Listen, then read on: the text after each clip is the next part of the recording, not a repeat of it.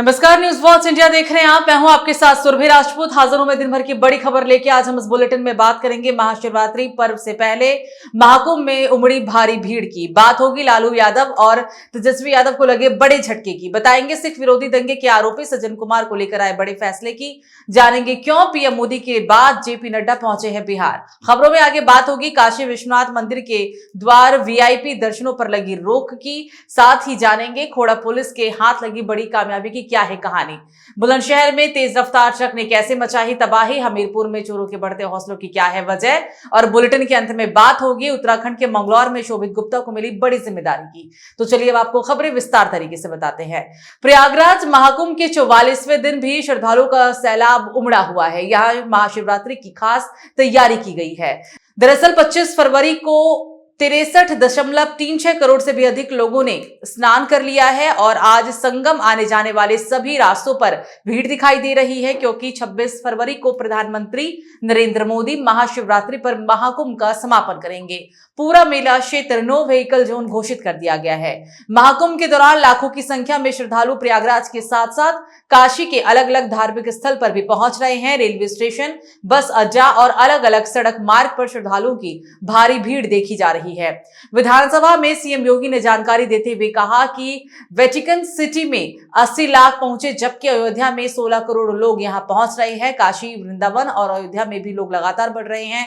संगम नगरी प्रयागराज में 26 फरवरी को महाशिवरात्रि का अंतिम अमृत स्नान है, जिसके चलते प्रभु राम की तपोस्थली धार्मिक नगरी चित्रकूट में भी श्रद्धालुओं की भारी संख्या देखने को मिल रही है।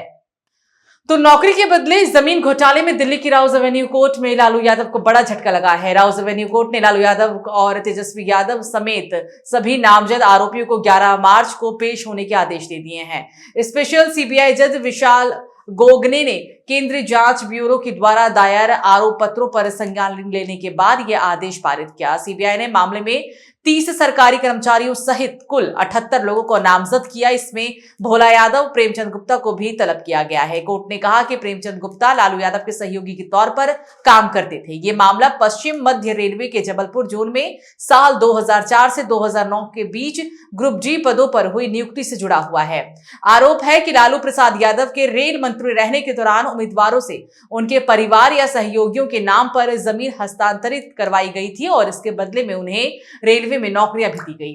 सीबीआई ने 18 मई 2022 को लालू प्रसाद यादव, उनकी पत्नी, 2 बेटियों, अज्ञात सरकारी अधिकारियों और कुछ निजी व्यक्तियों के खिलाफ मामला दर्ज किया था। इस मामले में अब तक कुल 30 आरोपियों के खिलाफ अभियोजन की स्वीकृति मिल चुकी है। तो दिल्ली में 1984 सिख विरोधी दंगा मामले में 25 फरवरी यानी कि आज राउज एवेन्यू कोर्ट की विशेष जज कावेरी बावेजा ने दोपहर 2 बजे के बाद यह फैसला सुनाया। कोर्ट ने 21 फरवरी को सजा पर फैसला सुरक्षित रख लिया था। पीड़ित पक्ष ने सज्जन कुमार के लिए मौत की सजा की मांग की थी। 12 फरवरी को सज्जन कुमार को दोषी ठहराया गया था। मामला दंगों में सरस्वती विहार में जसवंत सिंह और उनके बेटे तरुणदीप सिंह की हत्या कर दी गई थी। और हालांकि इस दौरान सज्जन बाहरी दिल्ली लोकसभा सीट से उस दौरान कांग्रेस के सांसद भी थे। इस समय वे दंगों से जुड़े एक अन्य मामले में तिहाड़ जेल में बंद हैं और उम्र कैद की सजा काट रहे हैं। दिल्ली कैंट की पालम कॉलोनी में 5 सिखों की हत्या के बाद गुरुद्वारा जला दिया गया था। इस केस में सज्जन कुमार को दोषी पाया गया। दिल्ली हाईकोर्ट ने 17 दिसंबर 2018 को उम्र कैद की सजा सुनाई थी।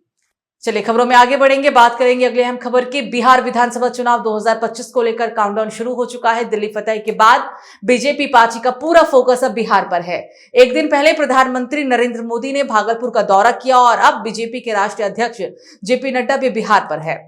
वो बिहार बीजेपी के उलझन को सुलझाने के लिए कार्यकर्ताओं के साथ बैठक की और चुनाव को लेकर कई स्तर पर रणनीतियों को लेकर रायशुमारी भी की। लंबे समय से नीतीश कैबिनेट का विस्तार लंबित पे है।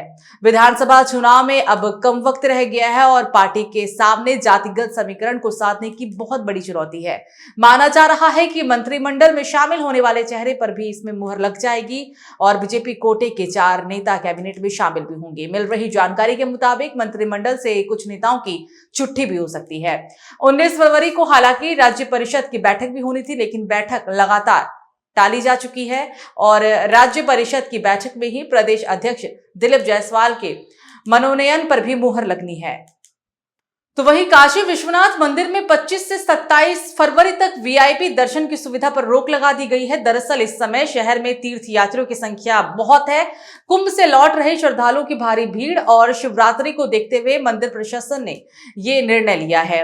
अभी तक पर्व या फिर किसी विशेष आयोजन पर श्री काशी विश्वनाथ धाम में 5 से 6 लाख श्रद्धालु यहाँ पर आया करते थे। हालांकि जब से महाकुंभ शुरू हुआ है उसके बाद से ही रोजाना लगभग 7 लाख या फिर इससे भी ज्यादा श्रद्धालु यहां पहुंच रहे हैं। संभावना है कि महाशिवरात्रि के दिन यानी कि कल श्रद्धालुओं की संख्या 14 से 15 लाख के बीच हो सकती है। ऐसे में मंदिर प्रशासन ने इसके लिए तैयारियां भी अभी से ही शुरू कर दी हैं।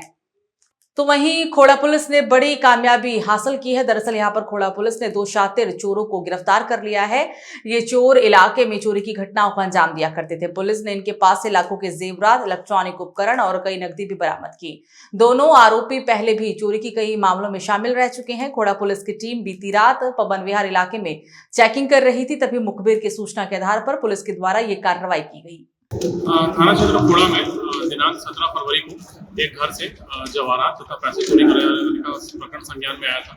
उक्त संबंध में वादी से तहरीर प्राप्त कर तत्काल ही सुसंगत धाराओं में अभियोग पंजीकृत किया गया तथा घटना के अनावरण हेतु टीमों का गठन किया गया था। आज उसी क्रम में थाना खोड़ा की पुलिस टीम के द्वारा मुखबिरों की सहायता तथा इलेक्ट्रॉनिक सर्विलांस की मदद से 2 अभियुक्तों को गिरफ्तार किया गया, जिनके नाम अभय तथा शाहरुख। पूछताछ में इन्होंने उक्त घटना को तथा उससे पूर्व की थाना खोड़ा क्षेत्र की ही एक चोरी की अन्य घटना कारित किया जाना स्वीकार किया है। इनके कब्जे से सोने तथा चांदी के जेवरात तथा लैपटॉप, एक कंप्यूटर मॉनिटर और टैबलेट बरामद किया गया है।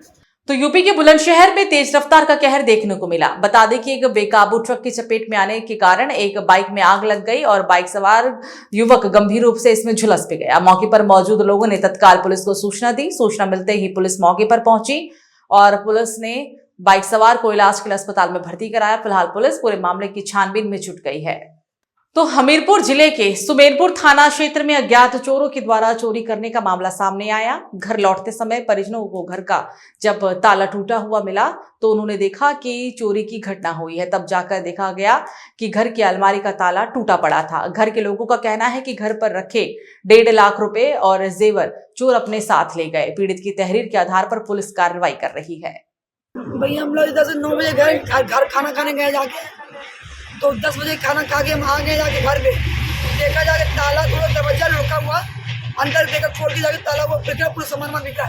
लॉकर की जाके ताला तोड़ा गया और जेवर 1 लाख रुपए और 40,000 रुपए और जेवर निकाल ले गए जाके चोर। चलिए खबरों में आगे बढ़ेंगे। वरिष्ठ भाजपा नेता शोभित गुप्ता को मंगलौर मंडल अध्यक्ष बनाए जाने पर सम्मान किया गया और जिसमें बीजेपी के तमाम वरिष्ठ नेता भी शामिल रहे। कार्यक्रम मंगलौर के हनुमान मंदिर में आयोजित की गई थी, जहां हवन पूजन के बाद स्वागत समारोह का आयोजन किया गया। कार्यक्रम के दौरान सभी नेताओं ने आलाकमान का आभार व्यक्त करते हुए कहा कि शोभित गुप्ता मंगलौर मंडल के कार्यकर्ताओं को जोड़ने का काम करेंगे और एक नई शक्ति के साथ 2027 का चुनाव भी लड़ेगी। पार्टी के शीर्ष नेतृत्व द्वारा मंगलौर नगर में मंडल अध्यक्ष की जो जिम्मेदारी दी गई है, उसके लिए मैं अपने प्रदेश नेतृत्व, जिला नेतृत्व और अपने सभी साथियों का बहुत बहुत आभार, धन्यवाद व्यक्त करता हूं। और पार्टी के द्वारा जो मुझे जिम्मेदारी दी गई है उसके लिए मैं पूरा खरा उतरूंगा। पार्टी के प्रत्येक कार्यकर्ताओं को, प्रत्येक अपने पदाधिकारियों, अपने जितने भी वरिष्ठ हैं उन सबको साथ लेकर चलूंगा। सब अपने जो मेरे से बड़े हैं उन सबका आशीर्वाद अपने ऊपर बनाकर उनके मार्गदर्शन में अपना कार्य करूंगा और पार्टी के लिए जितना भी संभव हो सकेगा उतना सबको साथ मिलकर लेकर जाकर काम करूंगा। सबसे बड़ी नीति तो रहेगी संगठन में हम सब मिलकर चलेंगे तो कोई बड़ी चुनौती नहीं है। मिलकर काम करेंगे, आगे बढ़ेंगे और निश्चय ही हम जो है भाजपा का मंगलौर में फिर से दोबारा अच्छी स्थिति में भाजपा को लाने का काम करेंगे। फिलहाल बुलेटिन में मेरे साथ इतना ही। आप देखते रहिए न्यूज़ वॉच इंडिया। नमस्कार।